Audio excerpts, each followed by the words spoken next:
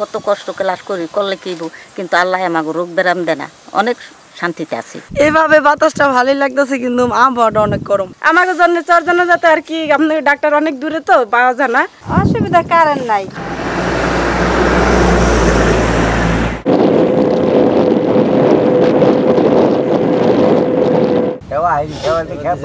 খেয়ার জন্য তো আমরা অনেকক্ষণ অপেক্ষা করলাম। হ্যাঁ, বহুক্ষণ অপেক্ষা। কতক্ষণ হয়েছে বলেন তো? আধা ঘন্টা প্রায়। যত দেরি করে আইছেন আমরা তো ভাবছি এত তাড়াতাড়ি যাবেন না।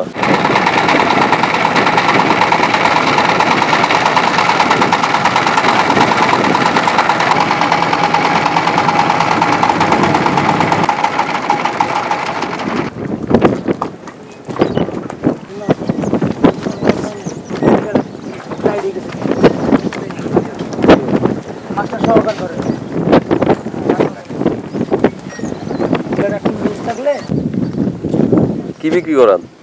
মধু চাকরি। মধু চাক্কা দেন? বাড়ি কই? ও এই পাশে? এটা তো কাঁঠাল বাড়িয়া।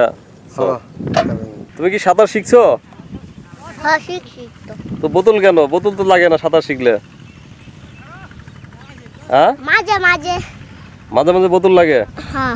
তাহলে এটা কোন নদীতে গোসল করলে তুমি? এই নদীর নাম কি জানো? পদ্মা। পদ্মা নদী। মাছ পাইছো? দেখি। তুমি পাও নাই?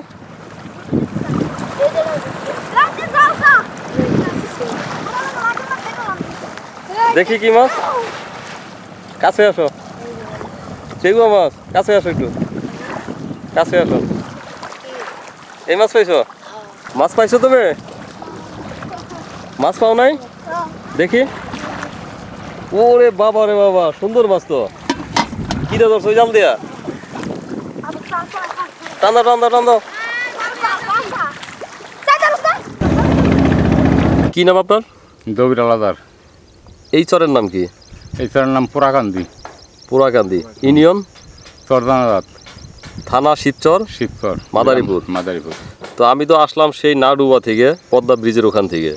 তো পদ্মা ব্রিজের ওখান থেকে ভ্যানে উঠলাম, ভ্যানে উঠে আসলাম সীমানা, সীমানার থেকে আসলাম আবার বাংলা বাজার, বাংলা বাজার থেকে আসলাম ফেরিঘাট, ফেরিঘাট থেকে আসলাম হেঁটে অনেকক্ষণ হাঁটলাম, তারপরে আসলাম এই ঘাটে। এই ঘাটে আসার পরে ট্রলার পেলাম একটা, আপনাদের এখানে আসলাম। তো ট্রলারে তো ভাড়া বেশি নেয়। কত নিয়েছে? 50 টাকা। হ্যাঁ, 30 টাকা নেয় এমনি আর কি। আচ্ছা, তো আমি এটা বললাম কেন ভাড়ার কথা বা এত জায়গার কথা, অনেক কষ্ট করে আপনাদের এখানে আসতে হয়েছে।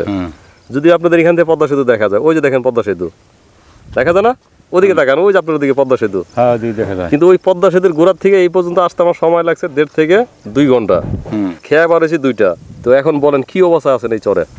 এই চরে আছে মনে করেন গরিব মানুষ, ওই মাছ বসে মারে, দুঃখে ধান্দা আছে, ভাত দুগা খায়। এই তো জায়গা দেবেন, তো বাইন করার জায়গা দেবেন। এই যে বাদাম বুদাম লাগাইছে, পুড়িয়ে দিতেছে গা রোদে রোদে মুজাবন। তবে আমি একটু অবাক হয়েছি যে এখানে যে আপনি যেখানে দাঁড়িয়ে আছে, এখানে কিন্তু ইট বিছানো। ইট বিছানো? হ্যাঁ, ইট বিছানো।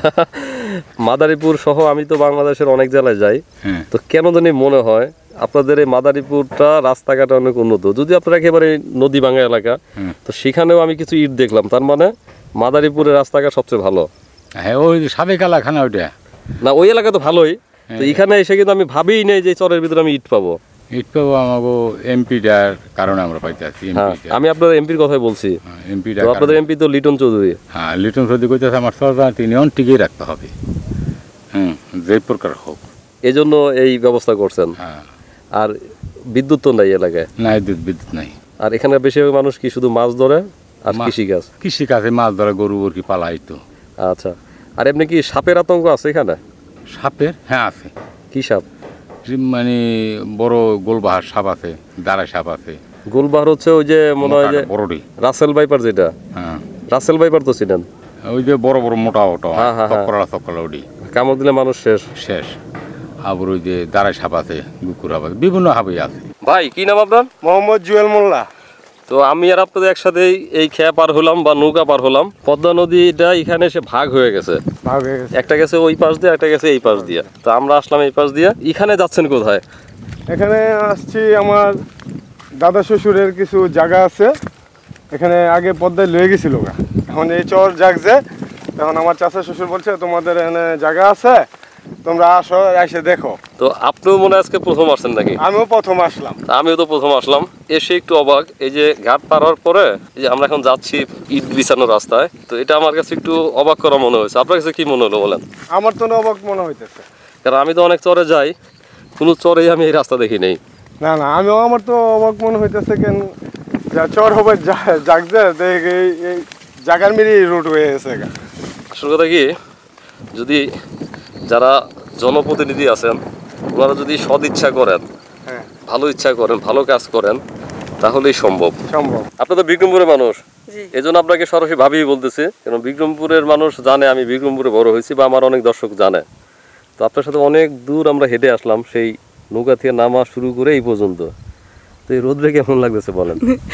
এভাবে বাতাসটা ভালোই লাগতেছে, কিন্তু আবহাওয়াটা অনেক গরম। গরম না? হ্যাঁ, এটার লাগে অনেক কষ্ট হইতেছে। আর আপনি একটু নিজে একটু হেলদি মানুষ, তো আপনার জন্য আরো বেশি অসুবিধা হচ্ছে। আমার মতো হালকা পাতলা হলে একটু অসুবিধা কম হইতো। তো এবার বলেন, আমরা তো গ্রামের বিভিন্ন জায়গায় যাই, এখানকার সবচেয়ে বেশি ভালো লাগছে কোনটা আমার জানেন? কোনটা? এই রাস্তাটা। হ্যাঁ, রাস্তাটা খুব সুন্দর, আর কি বিকাল হইলে খুব ভালো লাগতো। এখানকার বেশি মানুষ তো শুনলাম গরু পালন করেন। হ্যাঁ, গরুর কি অবস্থা? যেহেতু মুক্ত বাতাস, মুক্ত পরিবেশ, গরুর জন্য যদি বাইরে দেশ এখানে যদি একটু করে দেয়, হ্যাঁ, লিটন যদি এবং সরকার যদি একটু খেয়াল দিয়ে রাখে, আরও উন্নত হবো। গরুর মাস পাইলে আরও শান্তি পাবো। ওটা ঘাস কুড়া বুনার জায়গা আছে, বুনতে পারবো। হ্যাঁ, সরকার যদি খেয়াল মেয়াল করে, নদীতে ব্যাংকে একটু মানুষ একটু অসহায় থাকে, তো এই কারণে আমার যদি ফিরিয়ে সরকার যদি খেয়াল রাখে, হ্যাঁ, এমপি সাহেব আমাকে লিটন সর্দি, নুরুল সর্দি, হ্যাঁ, সে হিসাব, সে খুব ভালো লোক, আমাকে এই চরজাতকে খুব ভালোবাসে, চরজাত লোকও খুব ভালোবাসে সে। আচ্ছা, এই চর কি খাস না? না না না, খাস না, এটা রেকর্ডের সম্মতি। এটা বিক্রি করা তো যায়? হ্যাঁ হ্যাঁ, বিক্রি করা যায়, ইনশাল্লাহ বিক্রি করা যায়। বিঘা কত পড়বে? এই বিঘা এখন তো দাম চর এলাকা তো বেশি দেয় না, হয়তো 8 লাখ 10 লাখ 5 লাখ 6 লাখ 7 লাখ জায়গা বুঝছি আর কি, এরকম হবে। এই জায়গায় মানুষজন কি মানে গরু তো অনেকে পালন করে, ছাগল পালন করে, কিন্তু খামার হিসাবে কি পালন করে? হ্যাঁ হ্যাঁ হ্যাঁ, খাবার হিসেবে পালন করা যায়। সুন্দর খাবার, সুন্দর খাবার হয়। ও বিভিন্ন জায়গায় খামারে অনেক পয়সা করি লাগে, আর এখানে খাবার করলে অল্প পয়সায় ইনশাল্লাহ খামার করা যায়। ওই যে ভাড়া লাগে না, হ্যাঁ, মাটি ভাড়া লাগে না, কম প্রায় হয়। এবং গরু বাছুর পাইলে গরু বাছুর ঘাস কুড়া বেশি কিনা লাগে না, হ্যাঁ, অন্য অন্য জিনিসের দিকটা খুব হাসি পাবো। ওখানে যদি একটা গরুর পাশে 50টা খরচ হয়, এই দেশে 25টা খরচ হবে। এরকম দূরে থেকে যদি কেউ খামার করতে চায় এই চরে, তো ডিস্টার্ব করবেন না, সহযোগিতা করবেন? না না, ইনশাল্লাহ সহযোগিতা করবো আপনারা, ইনশাল্লাহ আমাকে চেয়ারম্যান সহযোগিতা করবো, এমপি সাহেব আমরাও সহযোগিতা করবো। আমরা দেখা যারা বাঁচতে পারবো, ইনশাল্লাহ সবাই আমরা সহযোগিতা করবো ইনশাল্লাহ। আচ্ছা, ভালো থাকেন না? আলহামদুলিল্লাহ। ও ভালো কথা, ওইটা আপনাদের স্কুল না? হ্যাঁ, এটা আমাদের স্কুল, এই যে আমাদের এটা কি সরকারি স্কুল? হ্যাঁ, সরকারি স্কুল, এটা সরকারি 7 নং ওয়ার্ডের স্কুল। এটা আমাদের আগে কই ছিল স্কুল? এই স্কুল এখানেই ছিল, এই জায়গায় যেখানে এখানে আছে এই জায়গায় ছিল। বাইঙ্গে আমরা ওদিক পোপার লয়ে গেছিলাম, ফিরে আবার আমাকে চেয়ারম্যান সাহেব, এমপি সাহেব আবার এখানে এই স্কুল আবার এনে করে দিচ্ছি। আচ্ছা, ভবিষ্যতে তো বিল্ডিং হবে? হ্যাঁ, বিল্ডিং হবে ইনশাল্লাহ, আশা করি। যদি এমপি সাহেব খেয়াল হয়, আমাকে চরের প্রতি খুব একটা খেয়াল তার। দর্শক, আমি দূর থেকে শুনছিলাম যে এই গ্রামে বা এই চরে একটি স্কুল আছে। তো স্কুলটি দেখার আগ পর্যন্ত আমার ভাবনা ছিল যে হয়তো যেহেতু চর, তাহলে স্কুলটি হয়তো নতুন হবে কিংবা বেসরকারি হবে। কিন্তু আমি এখানে এসে একটু অবাক, সেটা হচ্ছে যে এই স্কুলটি অবশ্যই সরকারি, এবং এটি আজকের স্কুল নয়, সেই 1939 সালে এই স্কুলটি প্রতিষ্ঠিত হয়েছিল। আর স্কুলটির নাম হচ্ছে 24 নং উত্তর চর জানাজাত সরকারি প্রাথমিক বিদ্যালয়। হয়তো অবকাঠামোগত দিক থেকে একটু দুর্বল মনে হচ্ছে, যেহেতু নদী ভাঙ্গা এলাকা। ভবিষ্যতে হয়তো আমরা এখানে সুন্দর নান্দনিক বিল্ডিং দেখতে পাবো, বা স্কুলের পরিবেশ আরও সুন্দর দেখতে পাবো। এখানে বাড়ি করছেন কবে? আমরা আইসা 2 বছর। আচ্ছা, তো থাকতে কেমন লাগে? যে আপনার ওই পাশেই তো নদী, পদ্মা নদী। ভালোই লাগে, পদ্মা সেতু ব্রিজ দেখি রাত্রে। রাত্রে পদ্মা সেতু ব্রিজ আর ভালো দেখা যায়, কারণ রাত্রে লাইট জ্বলে তো। লাইট জ্বলে। আর দিনের বেলা দেখা যায়। ওই যে দর্শক যদি আপনারা দেখতে চান, এই যে দেখুন, এই বাড়ির থেকে পদ্মা সেতু দেখা যায়। এই যে হ্যাঁ, গাড়ি যেতেছে, ওই যে দেখেন না। তাহলে এখানে থাকতে কোন ধরনের অসুবিধা আছে আপনাদের? অসুবিধা কারণ নাই। ক্যামেরায় দূরে দেখতে পাচ্ছেন পদ্মা সেতু। পদ্মা সেতুর ডান পাশে হচ্ছে লোহজং থানা, আর এই পাশে কিছু দূর লোহজং, তারপর পার হলে ওই যে ধোয়া দেখা যাচ্ছে, ওটি হচ্ছে চরজানাতির অংশ। এর পরের অংশ হচ্ছে শ্রীনগর ভাগ্যকুল, যেখানে ভাগ্যকুল আমি ভিডিও করেছিলাম এর আগে। এই ঘরগুলো দেখে একেবারেই ছবির মতো সুন্দর মনে হচ্ছে আমার কাছে। আবার অনেকে অনেক কথা বলবেন। আর আমি আগের ভিডিওতে বলেছিলাম যে আসলে আমাদের এলাকায় কিন্তু এরকম ঘর প্রচুর ছিল। এই যে আপনাদের ঘরগুলো খুবই ছোট ছোট, যেমন ওই আপনার পিছনের ঘরটা একেবারেই ছোট, রান্নাঘরটাও একেবারেই ছোট, এই যে 4-5 দিন আগে যে ঝড় বৃষ্টি হলো তখন কি আমি তো ভাবছি যে থাকারই কথা না। এই তো আল্লাহ রাখছে, আল্লাহ দয়া করছে আমাকে। কিন্তু মানে ভাই আমরা তো গরিব মানুষ, এই জন্য আমাকে টাকা পয়সার অভাব, তাই জন্য ঘর বাঁধতে পারি না। তা আমি তো শুনলাম এই পাড়ায় অনেকে বেশ গরু ছাগল পেলে খুব ধনী হয়ে গেছে। গরু ছাগল ভাই যে পালতে সেই ধনী আছে, যে না পালে তো আর ধনী নাই। সবার তার একরকম তৌফিক আল্লাহ দেয় নাই। জমি জায়গা নাই আপনাদের এখানে? না, আমাদের নিজের জমি নাই। আচ্ছা, তো এই ধান পাইলেন কই? ধান বর্গা লাগাইছি আমরা। ভালোই হয়েছে না? এই তো বিঘা দেরি লাগাইছিলাম, 8-9 মন পাইছি। পোলাপান নিয়ে খাওয়া দাওয়া করার মতো আর আল্লাহ তৌফিক দিচ্ছে। আচ্ছা, তো ভাই কি করেন? ভাই কৃষি কাজ করে, জাল মাছ মারে। মাছও মারে আবার কৃষি কাজও করে। হ্যাঁ, তো আর কি দরকার, ধান আসবে আর মাছ আসবে, খাইলে আলহামদুলিল্লাহ। আর সৌরবিদ্যুৎ দিয়ে চলেন না? হ্যাঁ, শরীর বিদ্যুৎ চলি। এমনি তো মসজিদ মাদ্রাসা আছে এদিকে? মসজিদ মাদ্রাসা নাই, খুব কম আর কি, পাতলা পাতলা। যদি একটু হয় তাহলে ঘর বাড়ি তো পাতলা পাতলা। এই যে কতক্ষণ হাঁটলাম আপনাদেরকে পেলাম, এদিকে তো ঘর বাড়ি কম, আস্তে আস্তে হয়ে যাবে। এই যে রোদের মধ্যে আমরা কাজকর্ম করি, কত কষ্ট ক্লাস করি, করলে কি কিন্তু আল্লাহ আমাকে রোগ ব্যারাম দেয় না, অনেক শান্তিতে আছি। পরিশ্রম বেশি করলে শরীর ভালো থাকে, আর যারা পরিশ্রম কম করে তাদের ডায়াবেটিস হয়, ডায়াবেটিস থেকে বিভিন্ন রোগের তৈরি হয়। না, আল্লাহ অনেক শান্তিতে আছি। এই চরে কেমন আছেন? আলহামদুলিল্লাহ ভালোই আছি। শরীর স্বাস্থ্য ভালো আপনার? আছে কিছু কিছু মধ্যে মধ্যে গ্যাসের সমস্যা, এই হাত পায়ে ব্যথা আছে। এটা তো গ্যাসের সমস্যা হচ্ছে যে হয়তো একটু বাসি পচা খাবার খান মনে হয়। না, এত বেশি এটা খাওয়ার দিনে এখন না, হয়তো আগে খাইছেন সেটার অ্যাকশন রয়ে গেছে। এমনি মানে সাইডে ব্যথা, মাথা ব্যথার জন্য একটু কষ্ট বেশি হয়। ওইটা কাজ করেন তো এই জন্য, কিন্তু অন্য বড় ধরনের কোনো রোগ তো নাই। না, এমনি আল্লাহর হুকুমে কোনো বড় ধরনের রোগ নেই। আমাকে জন্য চরজনে যাতে আর কি, আপনার ডাক্তার অনেক দূরে তো পাওয়া যায় না। যদি সরকারি কোনো ডাক্তার আমাকে যদি দেখাশোনা করে তা আমাকে জন্য ভালো হয়। এমনিতে ডাক্তার কই দেখান?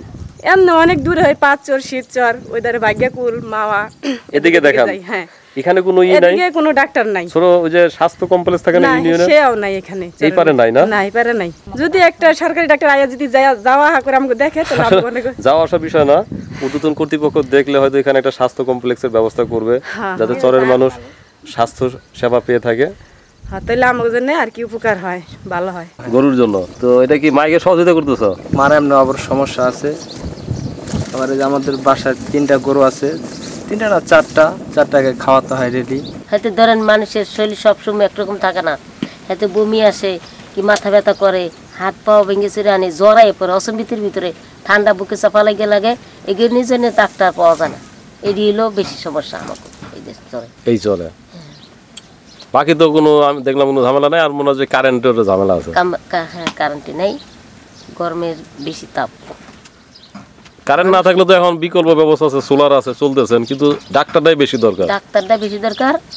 হাতে আপনি দেন এই যে একটু পরিচিত কাম করলে মানুষে যদি একটু ডাক্তার থাকে যে পাল্টানো গেল, আর নামগো তো এই চরে এই জিনিসটা নাই। ভাই কি নাম আপনার? আমার নাম জালাল ব্যাপারী। এখানে বাড়ি করছেন কবে? 2 বছর আগে কইছিলেন? আগে এখানে ছিলাম, ব্যাংকে গেছিলাম মাঝিকান্দি। মাঝিরকান্দি তো সেই পদ্মা ব্রিজের ওই পারে। কোন কি তো অনেক দূর। আছেন কেমন এখানে? আল্লাহ ভালো আছে, মোটামুটি ভালো আছে।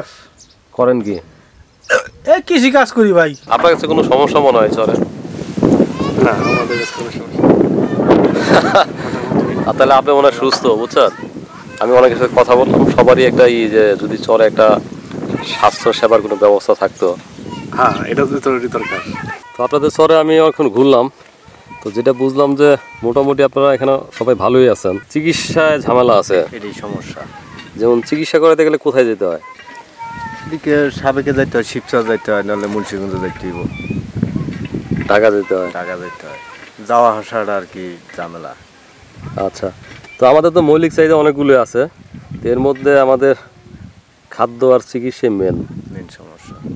কারণ খাদ্য থাকলে ঘর না থাকলেও চলে, শিক্ষা না থাকলেও চলে, কিন্তু স্বাস্থ্য যদি ঠিক না থাকে যত কিছু থাকুক ভালো লাগে না।